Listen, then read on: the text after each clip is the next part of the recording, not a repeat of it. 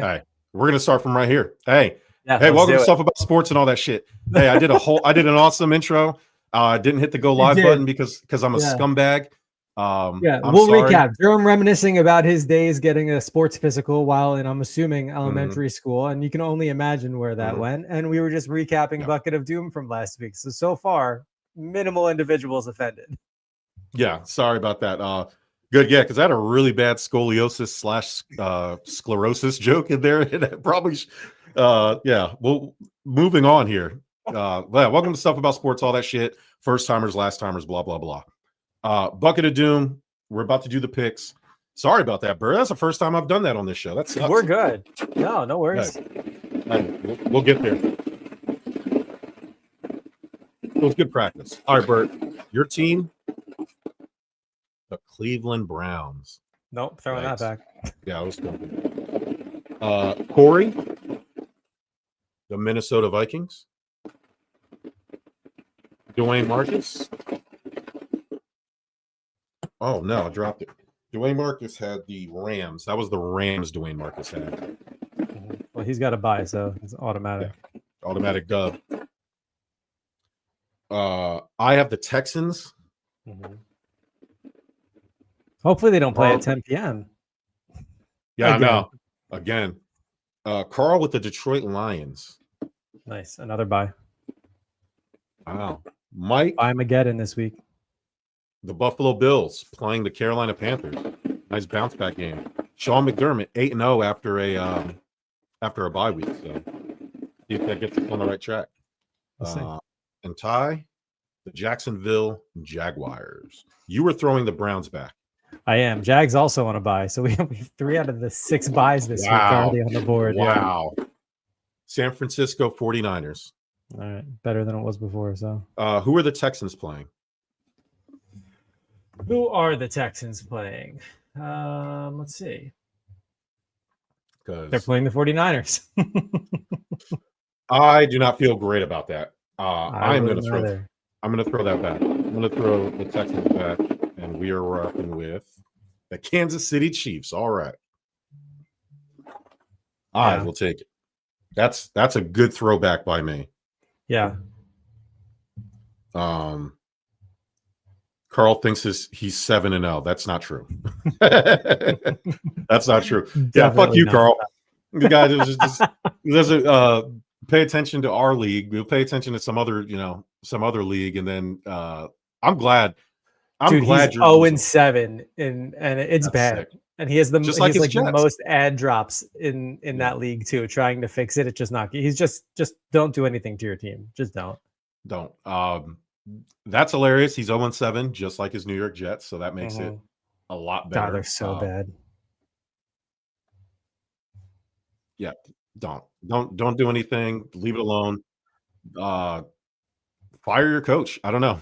I know technically you're the coach of your own league, but you go ahead and fire him because it's not starting off very well for you.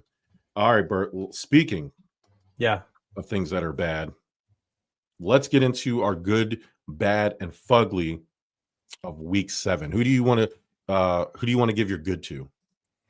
I wanted to give it to the Detroit Lions. I think I'll give partially to Detroit Lions only because we knew it was going to be a huge NFC game. Especially, look, the Bucks, Detroit, prime time. Plus, I mean, the Lions, just for their all black uniforms alone, I think should get a good because it looked so good. Yeah. But they made light work of that Bucks team. And look, I get it. The Bucks continue to be plagued by wide receiver injuries, individuals not staying healthy, but we've seen them come through before, and we've seen them not give up and absolutely grind it out. But this week it was different. The Lions made light work of them, and honestly, it was an overall fantastic performance to partially round out the week.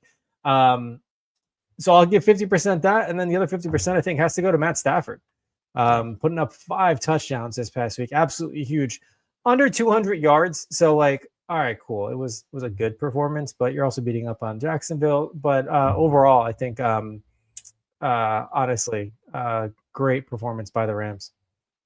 So I originally had this down for the Rams. The problem is, shout out to you, David Burns, watching from Cedar Hill, Texas.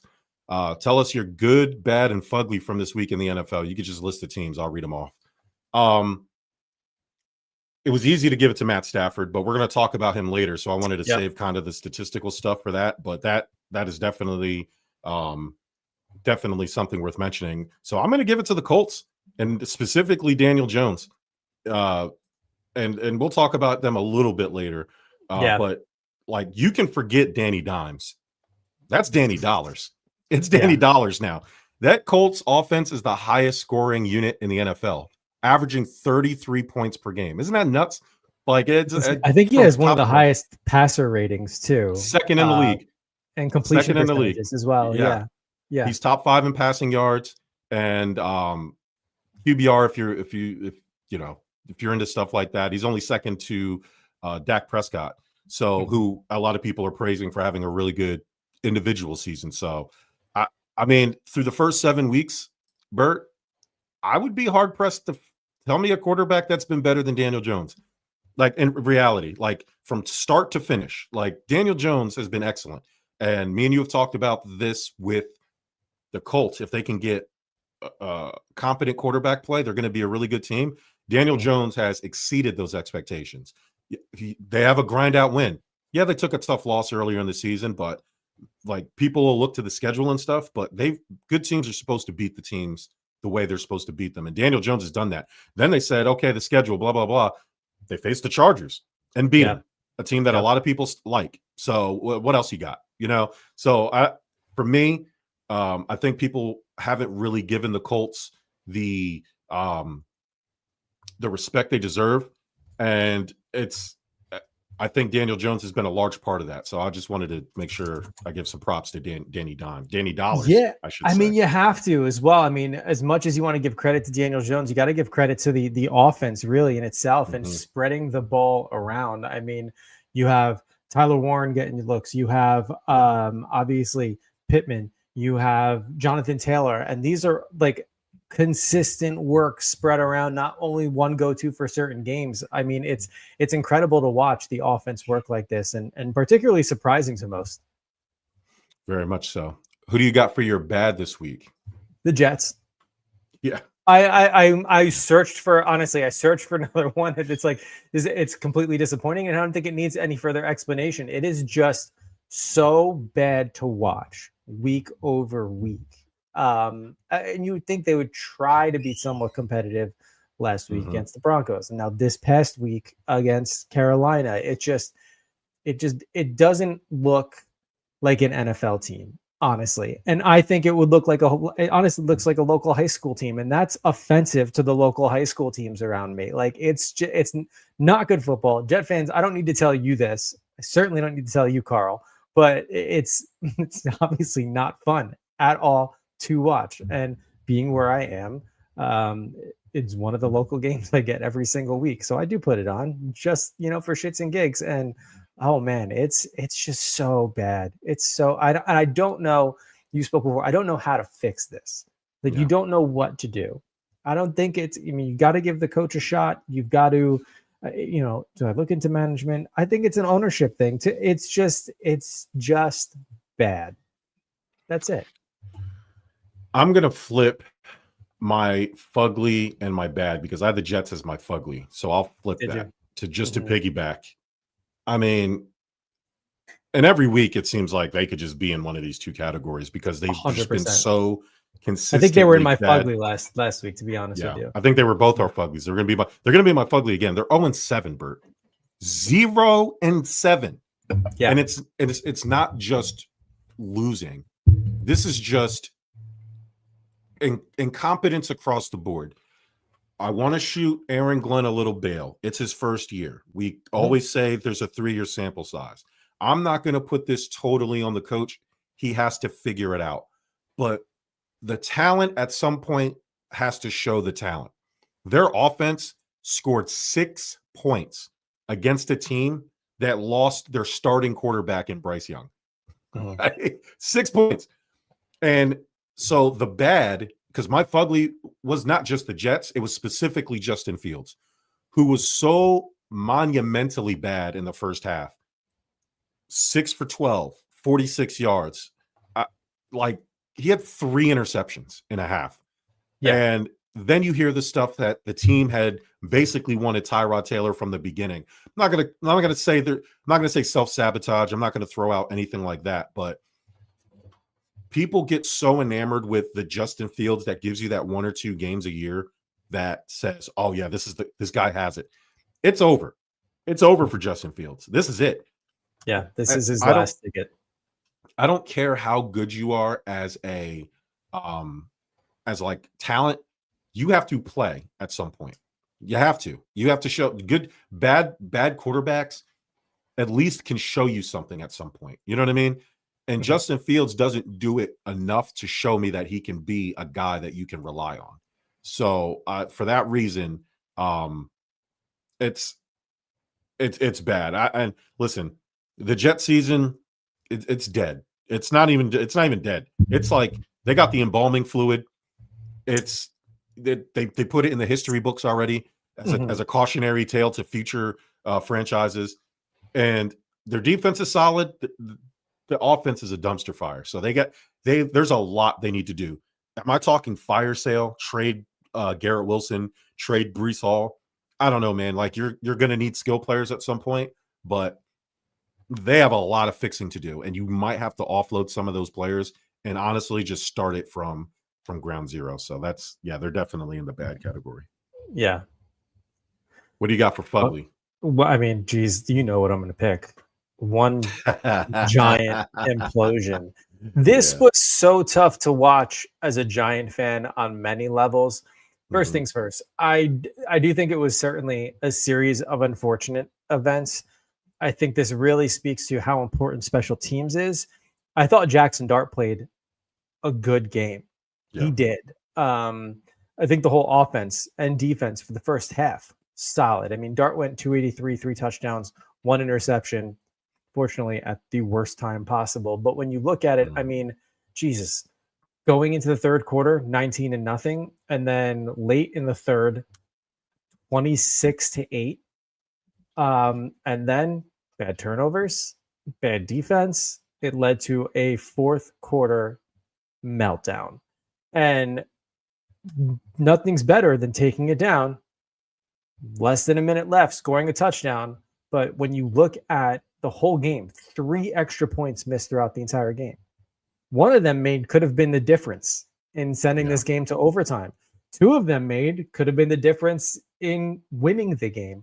3 of them made, no doubt. Like it is. And look, I understand we've gone through our kicking woes with injury. Signing Jude. They just released him today too, poor guy. But he had to know it was coming. If you show up to work and you don't do your job, this is what's going to happen. But it was so frustrating. I will say my expectations for the Giants this year were low.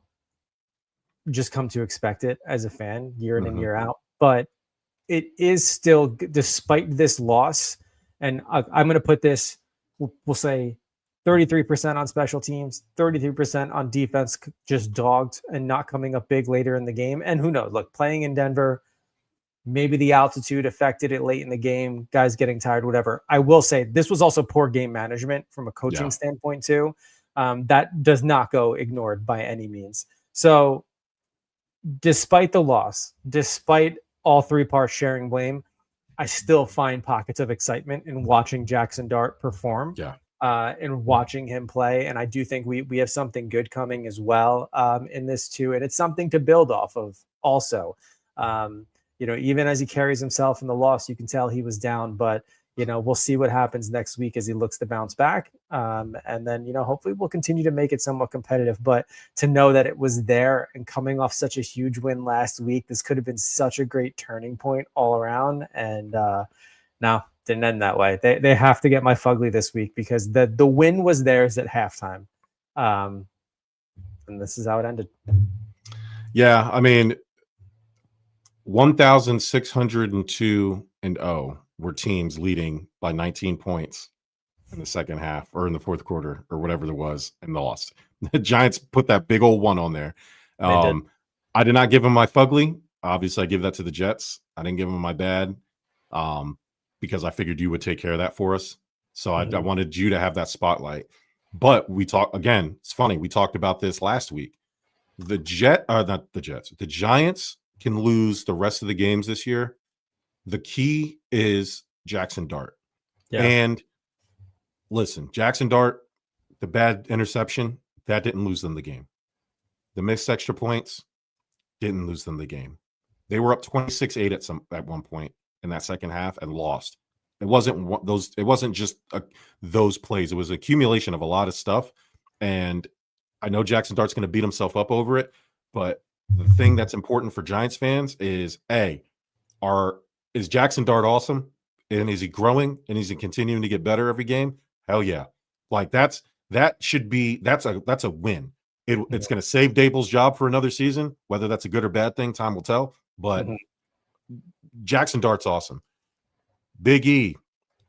Last week was the Giants Super Bowl. Don't get excited. Everyone has tape on your quarterback now. It sounds like an Eagles fan. Eric's a big Eagles fan. There's going to be a level to that, and that's going to be kind of the next thing for Jaxson Dart to overcome. Like now that people have tape on him, can they stop him? That's up to the coach, man. We've had tape on Daniel Jones for years, and now look at him. Like, you know what I mean? So the tape thing is, I'm not going to say overrated. It's overstated. It's like I hear you. It does matter to an extent. He's a rookie, so I'm sure it'll affect him a little bit. But that's Dable's job. That's whoever the Giants offensive coordinator's job. There's tape on Daniel Jones, years worth of it. And look at him. Like, you know what I mean? So the teams will adjust, and that's up to the coaching staff to kind of pivot and make sure that teams don't do that. But teams game plan for Josh Allen, can't stop him. Teams game plan for Patrick Mahomes was so dominant for so many years, you know? Like and that's why kind of this thing, like, just throw him in and play him, because he's either going to have it or he doesn't have it. There's no need to sit these guys if you truly believe he's that guy. Why, this is why the Giants made a mistake from the beginning, starting Russ and doing all this nonsense. Just start Jaxson Dart. Like, he's either going to make it happen or he's not. At least he's going to show you that he has the tools. And I honestly I do believe that not starting him initially hurt him. So, it's fine. My Fugly is the Miami Dolphins now. That was my original bad. That's over. You want to talk about over. The team, and we're about to get the Jets and Dolphins here in a little bit. They might be better off just agreeing to a tie, because whoever wins this game is going to lose. Already beat them, but we'll see what happens the next round, Oh, they did already play, right? I think it was 2 weeks ago, yeah. 2 weeks ago, yeah. They're going to be playing each other here again pretty soon. I forgot that they already played. So, yeah, it's the only win on the Dolphins score sheet. Yeah, so that's not a good thing. And you really honestly have to start thinking about tanking here. I know a lot of people don't like to hear that. I don't care. Tanking works in football. You need the best pick. Whether you're going to trade the pick or use the pick, that is the number one best. Like, outside of the Lombardi Trophy, the second most important thing asset is the number one overall pick in the NFL draft. And these two teams need it bad, whether that's to flip it to get more draft capital or another player, or to draft a player that's actually going to help them. The Miami Dolphins just crashing and burning.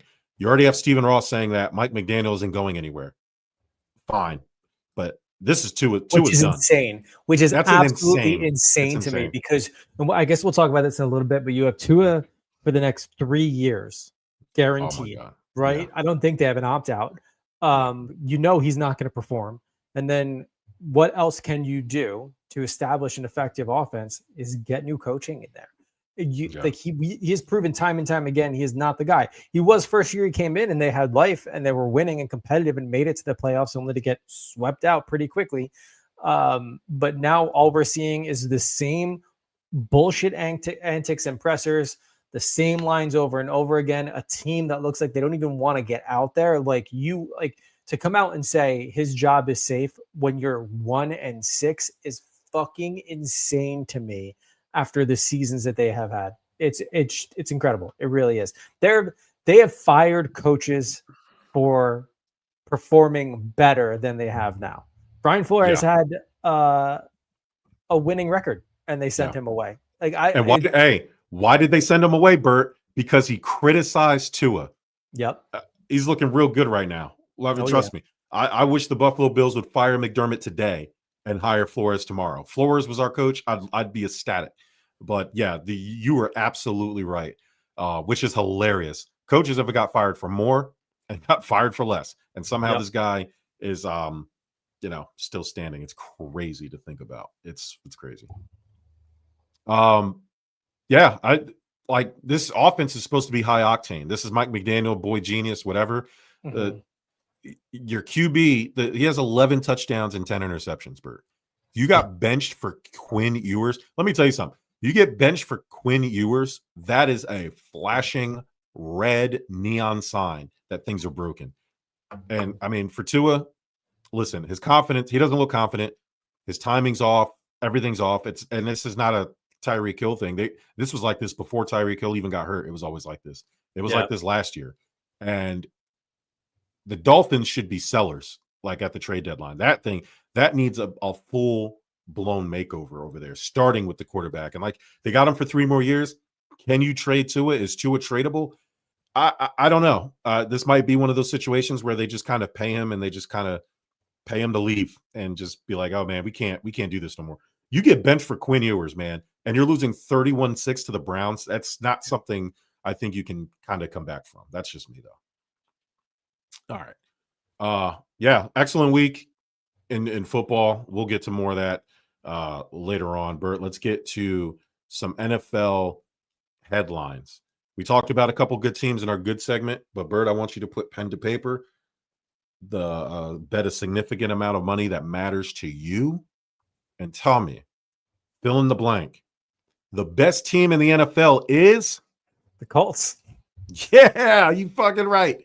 You damn right. It's the Colts. Good for you. The Colts are 100% the best team. Yeah. We talked about Daniel Jones being a large part of that. They're 6-1. They have the number 1 seed in the AFC. They have the best record in the NFL. And whatever you want to say, they have an MVP candidate in Daniel Jones. Mm-hmm. He's turned into like this high efficiency lawnmower, like a John Deere. He's been so consistent. I'm not saying he's Patrick Mahomes. He's not a Ferrari, but he's like a nice Crown Vic or something like that. Like just reliable, steady, and will get you there. The Colts have a 92-point differential, which is best in the league. I got that from the stat nerds we keep in Mike Powers' basement, but they're the ones that are telling me all this stuff. But people cried about their schedule, Bert. Again, I tapped on it earlier. They're beating people. Like they're just beating who they're supposed to beat. And I think people are dismissing it because Daniel Jones used to be a giant. I think that's it. That's the only reason I hear people kind of on the fence about how they feel about the Colts. And it's simply because Daniel Jones is Daniel Jones, and he used to be a giant. He leads the league in EPA, which is expected points added. That's what Super Bowl caliber quarterbacks do. You know, they're like the 85 Bears of the AFC South. So, I mean, saying that's the biggest dumpster fire on this side of the Mississippi, Bert, but I'm just saying, like, they've proven to be the best team in the NFL to me. So 100%. Yeah, I mean, look, it all speaks for itself. The record, the points for, I mean, the fact that they are just dominating. And look, I get schedules, everything, but you can't deny what they're doing right now. They, at this point in time, they are the best team in the NFL. Bert, fair or foul? Matt Stafford, the front runner for NFL MVP? Foul. Why? Because he had a huge game where he threw 5 touchdowns. But I'm not saying he's not a competitor. And if things continue this way, then yeah, he might be the front runner. But to call him the front runner now is just absolutely insane. What they're going off, the fact that he's got 17 touchdowns. Okay, cool. But everything else, I mean, you still have. We spoke about Daniel Jones before. If we're gonna look, he's got. What is it? Second overall QBR is 71% completion rating. He's got 10 touchdowns in the air, but 4 rushing. So that's got to be something. But I mean, even higher than that, you have to throw in Josh Allen in there. 68% completion percentage, a little bit lower in passing yards than Daniel Jones, as well as the aforementioned Matthew Stafford, but 11 touchdowns, 11 passing touchdowns, 3 rushing touchdowns, 4 interceptions. But let's give him time. He has played one less game than the rest, but then at the top of the pack, you have to keep Patrick Mahomes there. Yeah. He continues, as much as the roller coaster has been the past couple of weeks, continues to be dominant. Who's still, I mean, honestly, overall, very similar to what Matthew Stafford just did, but he's Patrick Mahomes, and you have to give him that 100%. I think that carries more weight than anything else. The fact that he has done it before, race over, and has earned that spot and be given that grace. So look, front runner, absolutely not. Competing for it this past week proved that. I think it did, but it'll be interesting to see if it carries weight the remainder of the season. I don't personally think it's going to be there. I think it will fade out of MVP contention because I can't see him for the likes beating Patrick Mahomes, Josh Allen, Baker Mayfield, and Daniel Jones at this point. Bird, I'm a simple man. I see a quarterback doing vintage, jaw-dropping shit. I have to ask, where would this team be without him? I mean, they lose Cooper Kupp in the offseason. Everybody thinks, obviously Aaron Donald retires a few years ago. They add Devontae Adams. They got Puka Nacua, and yet here they are. It's not just like add the weapons. Matt Stafford, the guy that I proclaimed Hall of Very Good, changing my mind right before my very eyes. And because you use the words with these other quarterbacks, roller coaster. Matt Stafford has just been consistently great. And consistently good this season. Fine.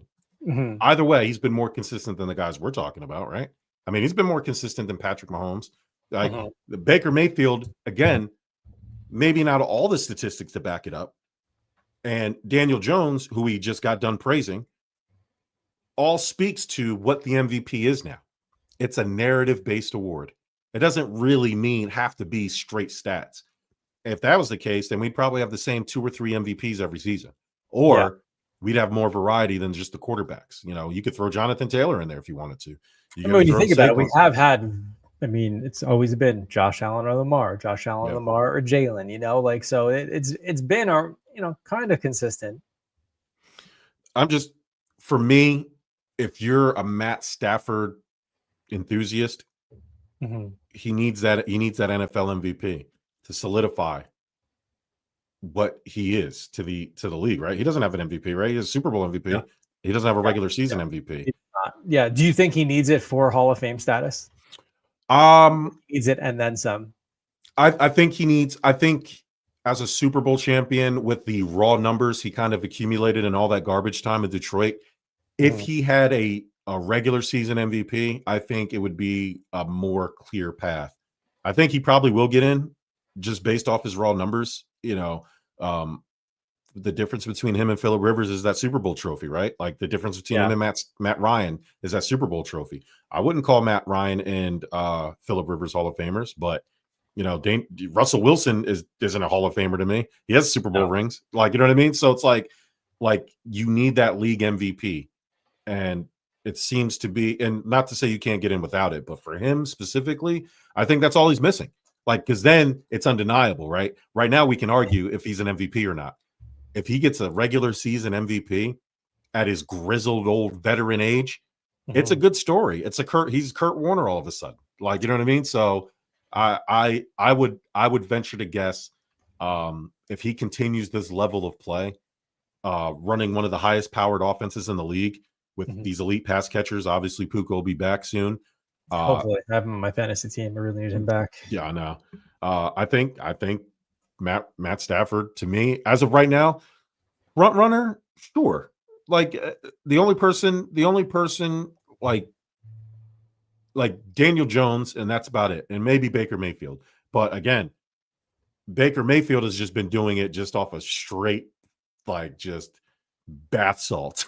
It isn't just because, you know what I mean? He's and it caught up to him finally, right? That magic ran out last night against Detroit.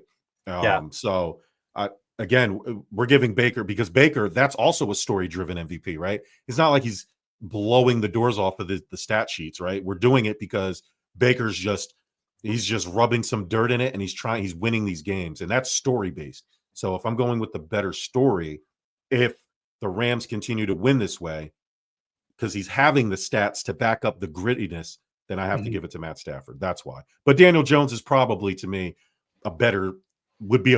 is also a better story than I Baker think that would be a Mayfield, just because fantastic story. Yeah. that would be from ridiculed from draft to Yeah. getting laughed out of New York to leading the Colts to possibly a Super Bowl is in year one of Indianapolis would be nuts. We had to watch letting Saquon Barkley walk to get a Super Bowl the very next year.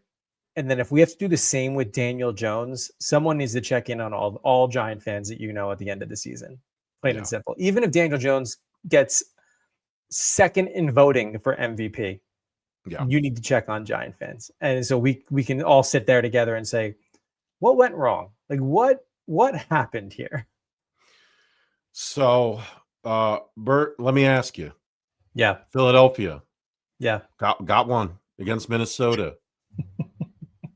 So I asked the question, has Philadelphia silenced the haters? Jalen Hurts finally had a 300-yard game. They beat the Vikings pretty good. Yep. AJ Brown, Devonta Smith got involved, which has been a lot of things happening.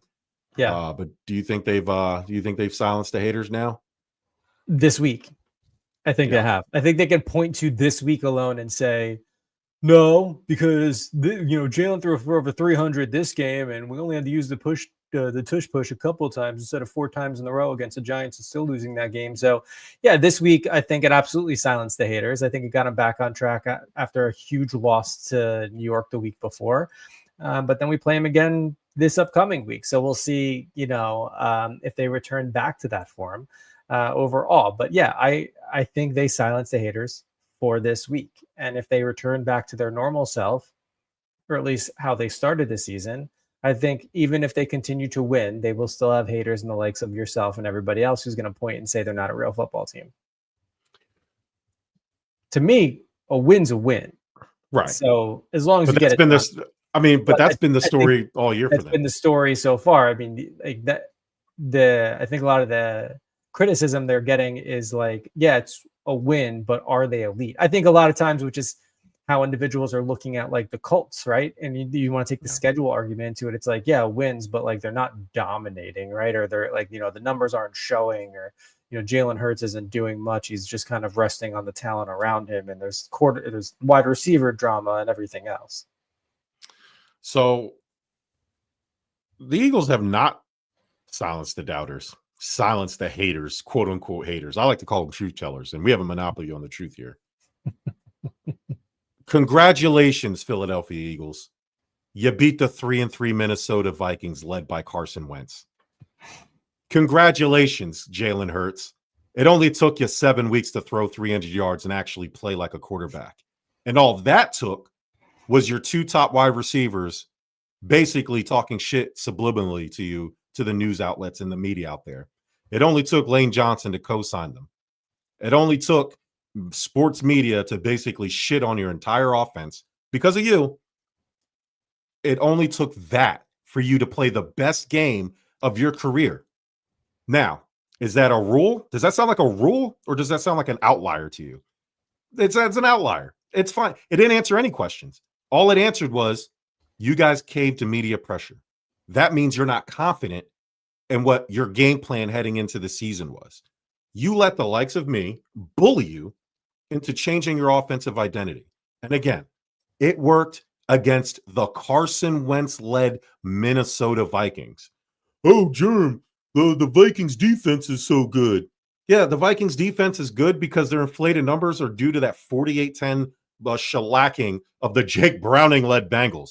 You guys played the Bears and the Titans as well. Like, enough. Like, it's funny how Eagles fans want to pick and choose when to look at stats and rankings and things like that, when all they've been spouting and just diarrhea of the mouth all season is win, win, win. It doesn't matter how it looks. All of a sudden now, but the Vikings defense is good. No, the Vikings are the Vikings. They have Carson Wentz. Knock it off. Knock it off. Hey, Jalen Hurts, you played well. Did I say Jalen Hurts was bad? Even off the Super Bowl. I didn't say he was bad. Hey, a blind squirrel finds a nut every once in a while. You played well. 300 yards, a couple touchdowns. Good job. Hey, good job. It's nice. It's good that you finally did it. Again, against the 3-3 Minnesota Vikings led by Carson Wentz. Enjoy the victory this week. It's great. Yes, Saquon Barkley in the run game had to take a back seat. That's going to be the story. It's either going to be the run game or it's going to be the pass game because your receivers have to stay happy. Even A.J. Brown yelled in the camera. That's right. This is what happens when you throw me the effing ball. And everybody's like, oh, he's talking to Kevin Patula. Not a great look. And but I'm the crazy one for calling out what the Eagles have been all season. Germ, he's talking to Kevin Patula. Kevin Patula's out there throwing passes. Is that what you're trying to sell me? That he's talking to the offensive coordinator? Knock it the fuck off. Y'all know who he was talking to. You know who he was talking to. We all know who he was talking to. So, hey, listen, again, blind squirrel finds nuts. Good job, Jalen Hurts. You finally did it. Great job. No, you did not silence the doubters because, again, so much had to happen for that to happen. And it's going to change again because you can't rely on that. And we'll see. Hey, and maybe I'll be wrong. Maybe you'll prove me wrong. Do it again. How about that? Do it again, Jalen Hurts. Bert, we talked about the Jets and the Dolphins earlier, two of the worst teams in the league. So let's fast forward to next year.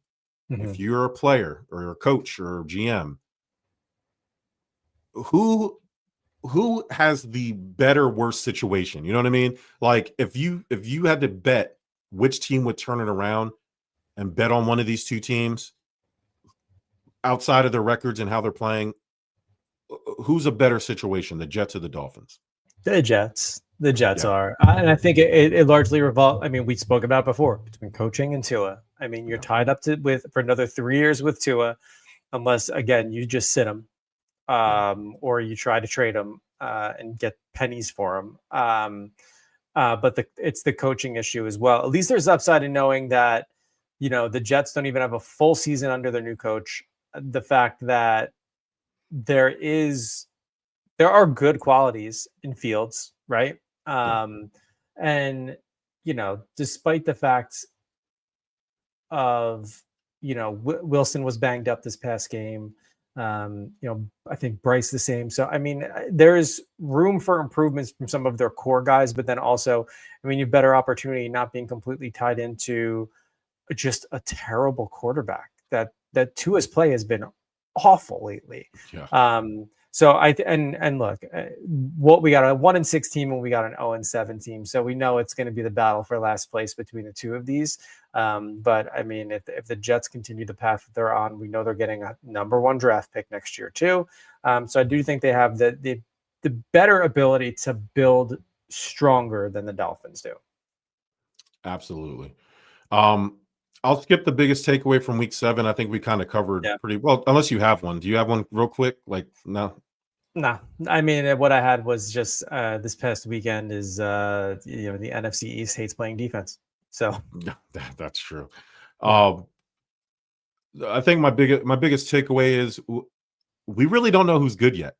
Like, I think, like, outside of the Colts, it's really like the teams that we thought were going to be good have been okay. And then you have like the Ravens fall off. And a lot of that has to do with injury, but it wasn't like they looked that good when Lamar was there. Obviously, you have the Bills situation, but then you have like the Patriots coming out of nowhere. Like you have these teams, like very quietly, the Carolina Panthers are 4-3. Like, you know what I mean? Like we just don't, we don't know who's good yet, right? The Packers started off hot, but then they're barely beating the Cardinals without their starting with Jacoby Brissett there. Obviously, the Bucs, devastating injury to Mike Evans. I think my biggest takeaway from week 7 is, holy shit! Like I don't really know who's good or not. Like I think I know who's good. I think I know who the best teams in the league are. I think I know who they should be, but they haven't really like separated. There's like those 2 or 3 teams at the top, and then the rest are kind of interchangeable. And then the rest, we have to wait till, injuries or certain things happen. Shout out to my Bills. We're getting our big acquisition, 2 defensive line acquisitions. We're getting a guy we drafted coming back from 2 guys coming back from injury, preseason IR, and then the guy from the Rams who got suspended for PEDs. That was really good. So both of those guys will be back, or all 3 of those guys will be back against the Panthers. That should help our defense a little bit. But yeah, my biggest takeaway is I don't know it's good yet. So we'll see. Fuck it. We'll see in the next couple of weeks. Quickly approaching basically the halfway mark of the NFL, which sounds disgusting. Yeah. To say out loud. Bert, we got the World Series now. We have LA versus Toronto. We'll get into that. There's plenty of stuff. We'll probably talk about that a little bit more next week, getting into kind of the X's and O's of the World Series and doing some predictions. I don't want to predict it right now, but there was some news that the Dodgers manager kind of threw out there, basically saying, hey, fuck you guys. We're ruining baseball, huh? Like we're back in the World Series. So I have a simple question for you, Bert. Are the Dodgers ruining baseball with their overinflated salary cap and deferring payments and doing all this stuff to basically buy World Series championships? As a Yankee fan, I cannot honestly say that they are. I cannot sit here and be hypocritical about it. And as much as I hate to see it, and you want to see, competitiveness year over year, but let's not forget the Dodgers weren't a completely dominant team. Like they had to go through, they didn't get the first round bye. They honestly, they just shit all over the Brewers. Like, and it wasn't even close.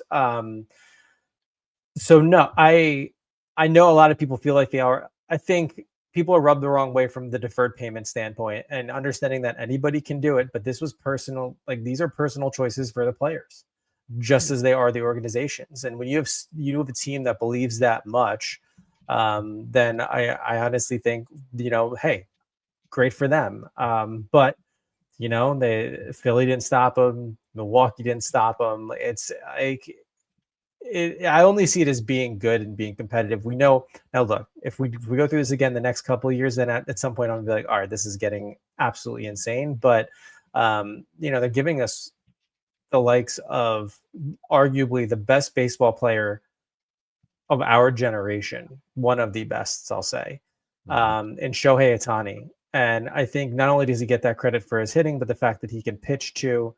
And I do think Aaron Judge is as well. So nobody come at me for not saying Aaron Judge, because I do think he's one of the best in the world also. But I mean, you cannot deny how entertaining it is, especially now that he's on a competitive baseball team, to just watch him, not just excel through the regular season, but the playoffs and be dominant. And now that he's pitching again too in the postseason as well, it's just something you want to see as a baseball fan. With that being said,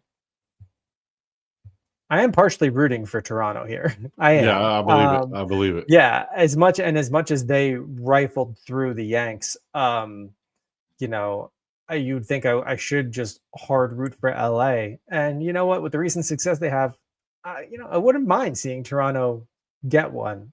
Sure, it would suck, but at least I can point and say, hey, well, at least the Yankees lost to the World Series champions. It is what it is. So I don't think they're ruining baseball. I know a lot of people are thinking Toronto's just going to get smacked around. I think Toronto was probably built better to take on a Dodgers team than the Mariners were, 100%.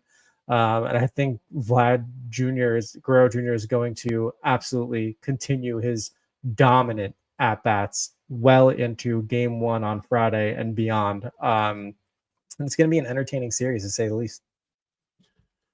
Yeah. I know it's going to be easy to. First off, I was waiting for you to make sure you wasn't going to come off talking about. Nah, hell yeah. I was waiting. No, they're not ruining baseball. They're not a cancer. Cancer is what happens to the Orioles payroll when they get a good player. The Dodgers are just this like over-engineered German sports car, right? They just have all these great pieces to them. And that's not isn't that if you're a team flush with cash, right? isn't the Dodgers doing it like as a Mets fan when we got Steve Cohen? This is what we dreamed of. It's just we're doing it with the wrong players, right? Like the deferred payment thing is just a loophole. Like that's great teams figure that type of shit out. And what is it? Two of their players that you have Shohei and you have someone else doing it. Yeah. Who I even forget at this point, but it's just Yamamoto or something. The pitcher, the other guy. I don't know. But are they ruining it? No, they're exposing the owners who choose not to compete. That's who we should be talking about. Like the Pirates, the Athletics, who just moved their team to Sacramento. Teams that take these massive like revenue sharing checks, and then they use them to buy yachts and buy stuff other than players to help their team win.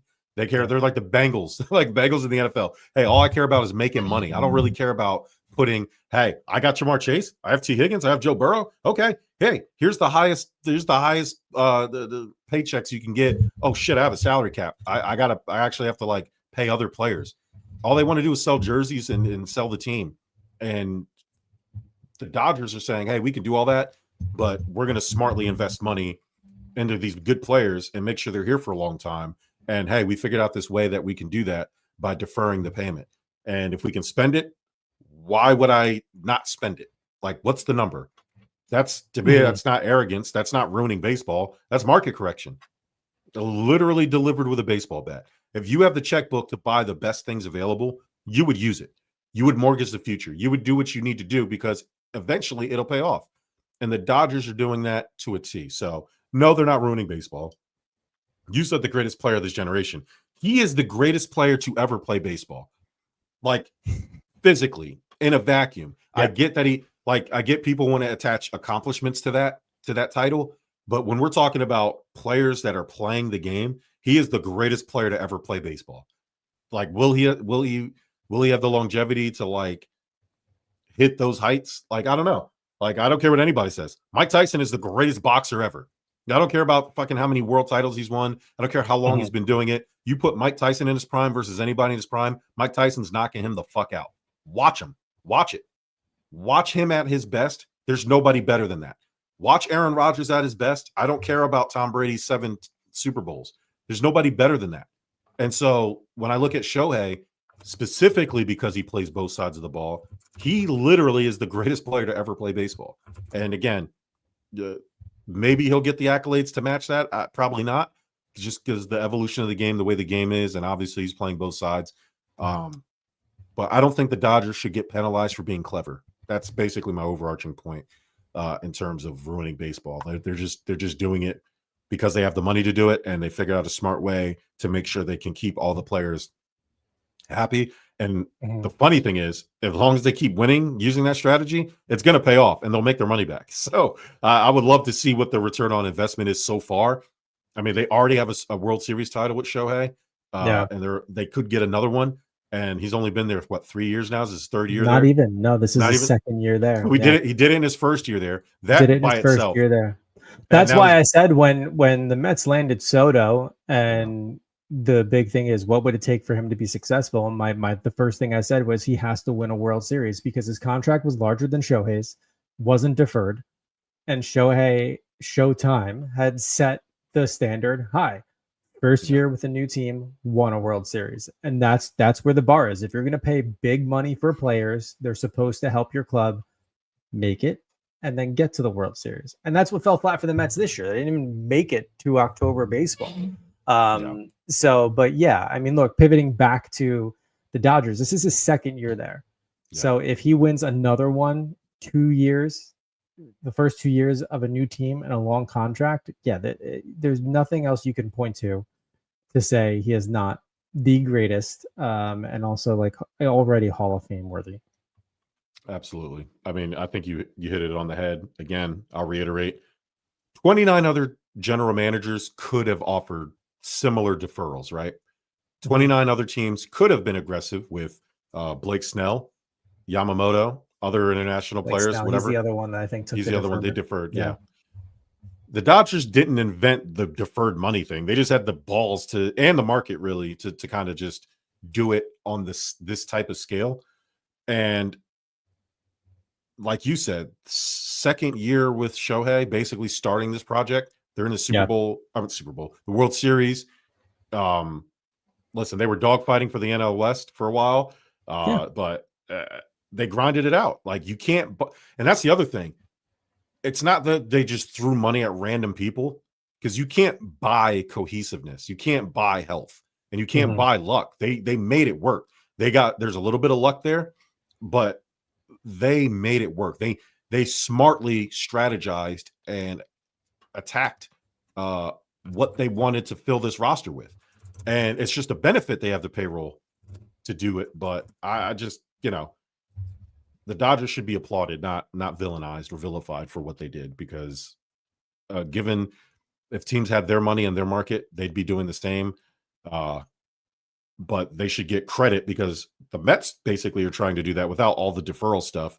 But because they have the market, they have the money, they're just not doing it smart enough. They're not doing it the way the Dodgers are doing it. So that right there for me is why I think they should get a little bit more credit than they've gotten. Yeah, I mean, look, before last year, what they won it in 2020, and then it was Atlanta, Houston, Texas, then the Dodgers again, and now we'll see. So I understand they're competitive every year. This is the first time they have the opportunity to repeat, and who knows if they're going to, right? I think Vegas, has a heavy favorite on them, but I do think Toronto's going to make a series out of it. I think they just won't quit. I mean, you would think they had to win 2 in a row. They had to force a game 7, and then they wrapped it up last night late too, 7th inning. 4-run or 3-run shot by Springer. And that's what pushed them over. They don't go away. And I think that's the type of scrappy team you need to go against the Dodgers too. Bert, do you have a game ball you want to give out?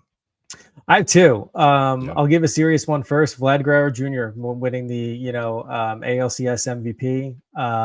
I think it was well deserved, and like I said before, I think he's going to go on and have a fantastic World Series, win or lose. So my game ball goes to him, and just how dominant he has been throughout the MLB postseason.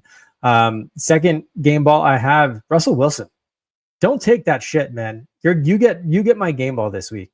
Let Sean Payton get his digs in the press, like kind of throwing little jabs in there, like, oh, it was good to see Jaxson dart, but I would have hoped that change would have happened after we saw them wanting your revenge game against Russell Wilson. And, Russ didn't let it be.